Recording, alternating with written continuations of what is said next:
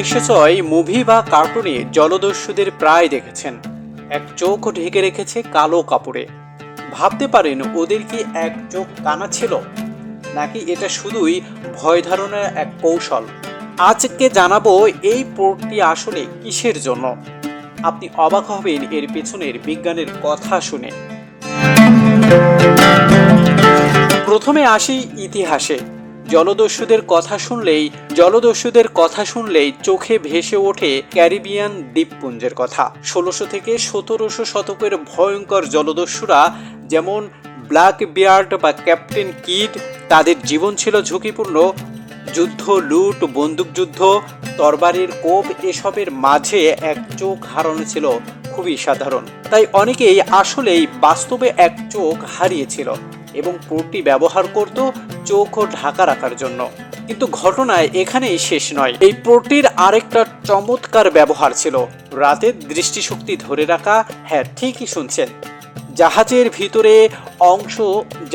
ভিতরের অংশ থাকতো অন্ধকার, আর উপরে থেকে থাকতো সূর্যের আলো।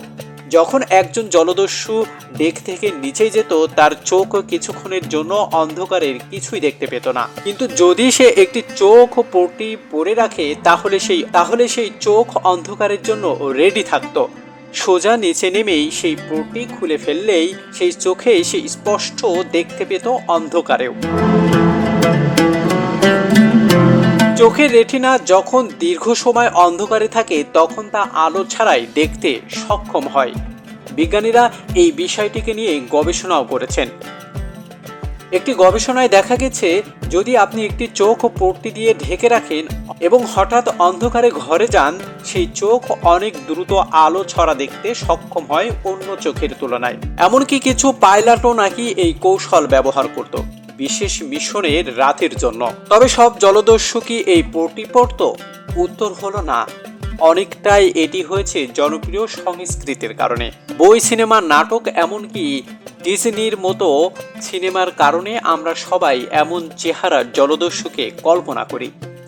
এটি এক প্রকার আইকনিক লুক হয়ে গেছে। তবে বাস্তবে এই পোর্টটির পেছনে বিজ্ঞান ও কার্যকারিতা ছিল শুধু ফ্যাশন নয়। আজকের পৃথিবীতে হয়তো জলদস্যুদের ভয় নেই, তবে তাদের ব্যবহার করা একটি সাধারণ পোর্টটি আমাদের চোখের আলো অন্ধকারের ভারসাম্য বোঝাতে অসাধারণ এক উদাহরণ। তাই পরের বার যদি কেউ জলদস্যুদের মতো চোখে পোর্টটি পরে, আপনি জেনে যাবেন এর পেছনে আছে দারুণ এক বিজ্ঞান।